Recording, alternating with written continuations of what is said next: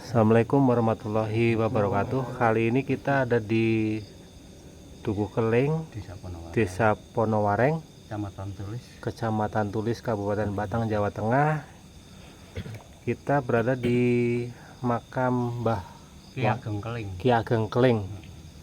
Jadi di samping kiri kita ini adalah makam Ki Ageng Keling, dan kita ingin nguri-nguri sejarah di tempat ini dengan Bapak siapa, Pak? Oh, dengan Bapak Karpen. Bapak Karpen. Iya. Ya, kalau boleh tahu untuk sejarah di dukuh ini seperti apa ya, Pak? Kalau di Dukuh sini itu dari awalnya dulu itu di sini belum ada rumah-rumah, Mas. Pertama ada yaitu menurut pengetahuannya sesepuh saya orang Keling. Jadi di sini itu dulunya tempat untuk bersembunyi.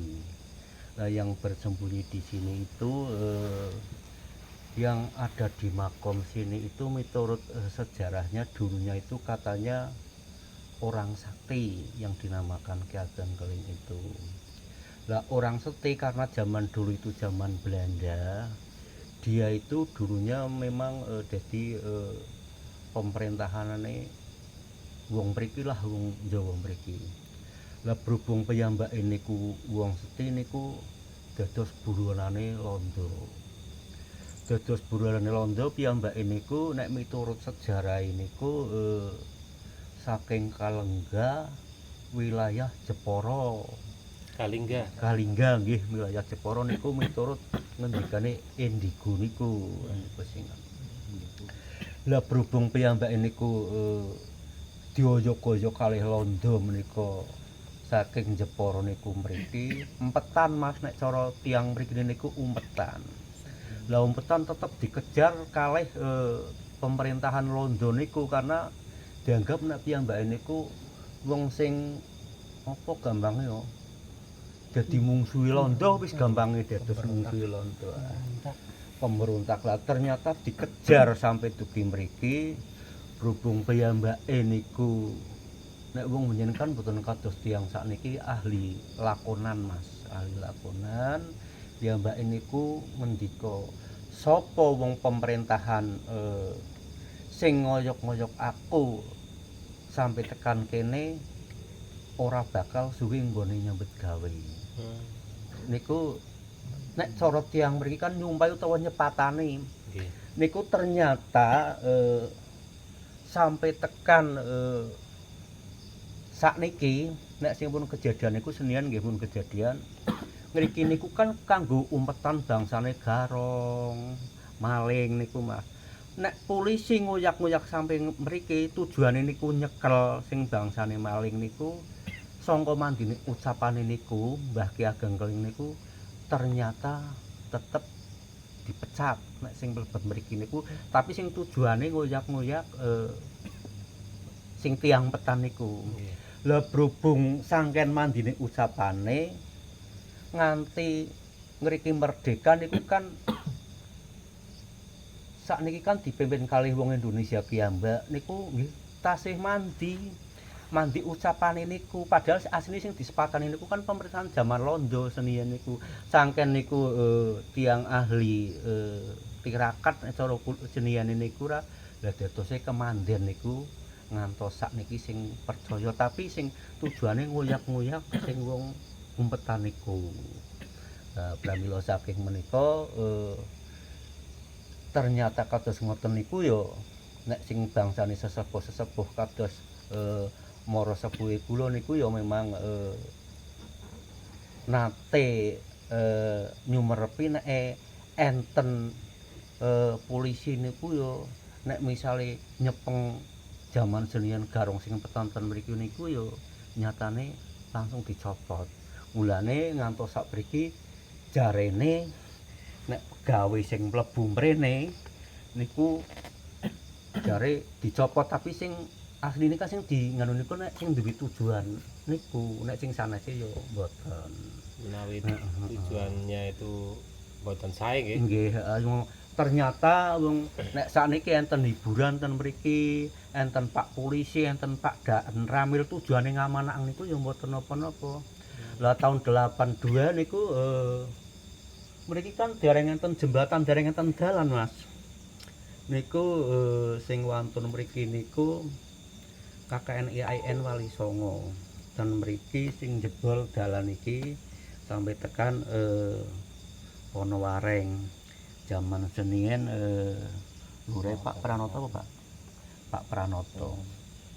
Niku alhamdulillah sing do KKN ten mriki niku Mas Yuswi sing saking Semarang, Mas Rohan sing saking Pekalongan niku ten mriki ya mulang ngaji kalih lare-lare niku dereng enten musala Mas senian niku tasih jine biasa tok.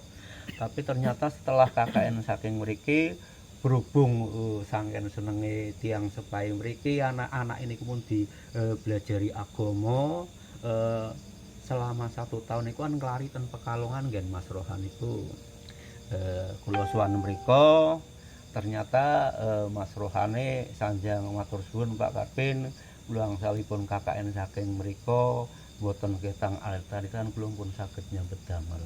Ternyata Mas Rohan niku dados pengulu ten Pekalongan niku. Lah sing Mas Yuswini sing Semarang niku yo malah pun telepon-teleponan niku kabare nggih pun nyambet damel juga.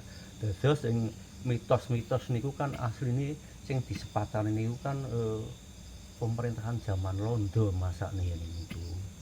Lah ngantos sapriki niku kadang nek sing kejadian-kejadian aneh niku ya wonten ternyata ten mriki kadang sing barangi sepele niku ya sok membuktikan contone kados tiyang Nengso ten mriku enten lare sanjang lah kae nek nang kulon lare temenan Mas mboten lare setan niku mboten lare temenan lha iki mesine jam 11:30 kok ora dipateni nek nang kulon kae nek jam 11:30 kuwi kudu dipateni niku sing sanjang lari sing do ndelok do ning sun niku ora lah sing ning sun niku sombong Mas lah sing sune nyong ya ora lho wong waling keling wis kalah karo aku kabeh ternyata PH langsung dipeot sangkeme niku mencong Mas mencong niku dibetoten rumah sakit mboten saku kan betoten Semarang lah akhire mara sepahe niku karan nyuwun tolong kalih tiyang sing ahli agama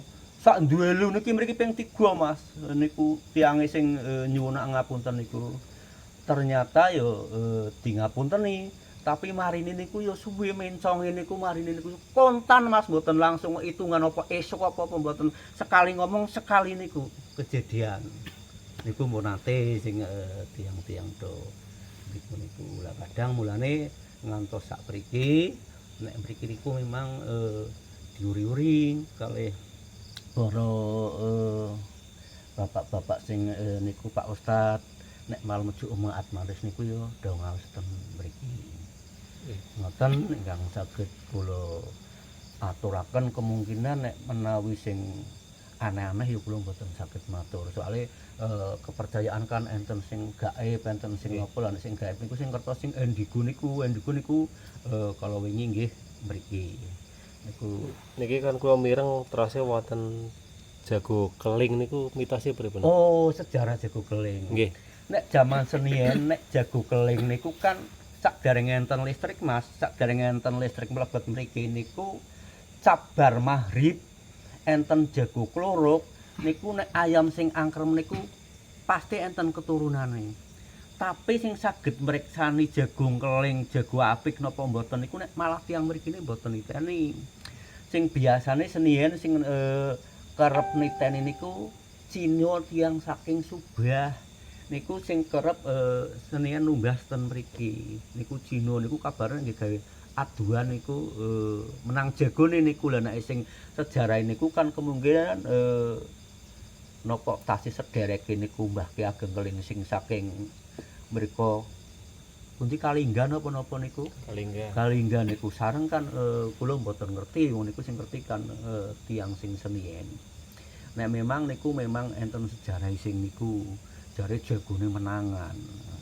Lah ngantos sakniki alhamdulillah dulu Keling itu 7 rumah sampai sekarang sudah 46 rumah. Alhamdulillah yang hidup di Keling ayem tentrem, penyakitnya ya pernah ora neko-neko karena tiangnya juga mboten neko-neko.